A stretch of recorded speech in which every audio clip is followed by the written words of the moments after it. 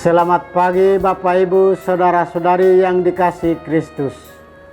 Mari kita mengawali hari baru dengan mendengarkan firman Tuhan yang diambil dari Injil Lukas pasal 10 ayat 17 sampai dengan 24. Tuhan bersamamu. Inilah Injil suci menurut Lukas. Pada waktu itu, ke-72 murid Yesus kembali dari perutusannya dengan gembira dan berkata, "Tuhan, setan-setan pun takluk kepada kami demi nama-Mu." Lalu kata Yesus kepada mereka, "Aku melihat iblis jatuh seperti kilat dari langit. Sesungguhnya, Aku telah memberi kalian kuasa untuk menginjak-injak ular dan kalajengking, dan kuasa untuk menahan kekuatan musuh, sehingga tiada yang dapat membahayakan kalian. Namun demikian, janganlah bersukacita karena roh-roh itu takluk kepadamu, tetapi bersukacitalah karena namamu terdaftar di surga." Pada waktu itu juga bergembiralah Yesus dalam Roh Kudus dan berkata, "Aku bersyukur kepadamu ya Bapa, Tuhan langit dan bumi, karena semuanya itu kau sembunyikan bagi orang bijak dan pandai, tetapi kau nyatakan kepada orang kecil. Ya Bapa, itulah yang berkenan di hatimu. Segala sesuatu telah diserahkan kepadaku oleh Bapakku, dan tiada seorang pun yang tahu siapakah anak selain Bapa, dan siapakah Bapa selain anak, dan orang yang kepadanya anak berkenan menyatakannya." Sesudah itu berpalinglah Yesus kepada para murid dan berkata, "Berbahagialah mata yang melihat apa yang kalian lihat. Karena aku berkata kepadamu, banyak nabi dan raja ingin melihat apa yang kalian lihat, tetapi tidak melihatnya, dan ingin mendengar apa yang kalian dengar, tetapi tidak mendengarnya." Demikianlah sabda Tuhan. Bapak Ibu Saudara-saudari yang dikasihi Kristus, tema kita hari ini adalah keberhasilan yang menggembirakan. Kita semua hidup dipanggil dan diutus menjadi murid Kristus berdasarkan baptisan yang kita terima dari Allah Tritunggal Maha Kudus. Apakah murid itu? Murid adalah seorang pengikut, seorang yang mau belajar. Seorang murid adalah seseorang yang memutuskan dirinya untuk mau mengikuti Yesus Kristus dan juga mau belajar dari Dia dan mau hidup sesuai dengan kehendaknya. Seseorang yang mau dilatih dan bertumbuh supaya semakin serupa dengan Kristus. Selama dalam misinya di bumi, Yesus menyadari bahwa pemuridan merupakan hal yang terpenting. Selain pelayanannya untuk umum, khotbah, mengajar, menyembuhkan dan sebagainya, Dia menyediakan waktunya untuk melatih ke-70 muridnya melalui pelayanan khusus.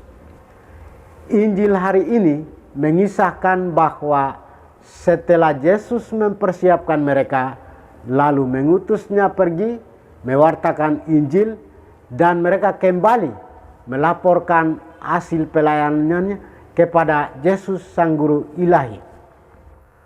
Para murid melaporkan hasilnya kepada Yesus dalam kegembiraan dan sukacita karena dirinya.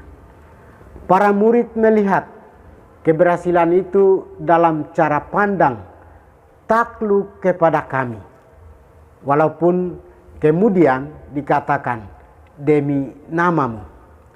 Hal tersebut mau mengatakan bahwa bangga atas kemampuan diri walaupun menggunakan kuasa Tuhan. Istilah yang seringkali dipakai oleh kita sebagai umat adalah mencuri kemuliaan Tuhan. Tentunya ungkapan ini tidak dimaksudkan untuk mengecilkan usaha dan kesungguhan kita, tetapi mau menunjukkan keyakinan sekaligus ketergantungan kita pada penyelenggaraan ilahi yang melebihi apa yang dapat kita pikirkan dan bayangkan. Ke-70 murid Yesus kembali dengan gembira dan berkata, "Tuhan, setan-setan pun takluk kepada kami demi namamu." Yesus berkata kepada mereka, "Aku melihat iblis jatuh seperti kilat dari langit. Sesungguhnya aku telah memberikan kuasa kepada kamu untuk menginjak ular dan kalajengking, dan kuasa untuk menahan kekuatan musuh, sehingga tidak ada yang akan membahayakan kamu." Berhasil lulus tes yang sulit atau mendapatkan keberhasilan dalam berbagai usaha, dalam tugas yang berat, tentu membahagiakan dan menyenangkan. Wajarlah jika orang merasa bangga, senang, gembira, sukacita, dan bahagia. Keberhasilan kita adalah buah perjuangan kita, tetapi juga kebaikan dari banyak orang, dan terutama karena penyertaan Tuhan. Yesus mengajak ke-70 murid untuk masuk lebih dalam dengan berkata, "Janganlah bersukacita karena roh-roh itu takluk kepadamu, tetapi bersukacitalah karena namamu ada terdaftar di sorga." Selain itu, hal ini mau mengungkapkan bahwa hidup kita ada di hati Allah dan dihindarkan oleh Allah. Maka marilah dalam setiap keberhasilan kita mengucap syukur atas kebaikan Tuhan. Yang dikehendaki oleh Allah dalam pengalaman kesuksesan seseorang adalah bukan membanggakan diri, bukan juga menceritakan keberhasilan dan kesuksesan. Yang Tuhan kehendaki adalah bermurah hati. Sebab jikalau kita bermurah hati, berarti kita teguh dalam kesuksesan maupun kemalangan yang akan kita hadapi. Saudara-saudari terkasih, Tuhan mengendaki bagi kita untuk memiliki kemurahan hati itu. Kemurahan hati berarti memberikan sesuatu lebih dari yang kamu bisa, dan kebanggaan adalah mengambil lebih sedikit dari apa yang kamu perlukan. Bermurah hati berarti memberikan sesuatu lebih dari kemampuan kita, memberi dari segala kekurangan kita. Kita memiliki kemurahan hati, berarti kita lebih mempercayakan karya agung Tuhan bagi kita daripada kita mempercayakan diri atau mengandalkan diri kita. Yesus berkata, "Hendaklah kamu murah hati, sama seperti Bapamu adalah murah hati." Kita belajar bermurah hati, hati dari Allah sendiri yang hadir dalam diri sesama kita yang miskin. Yesus mengingatkan kita untuk selalu bermurah hati, berani berbagi dengan sesama.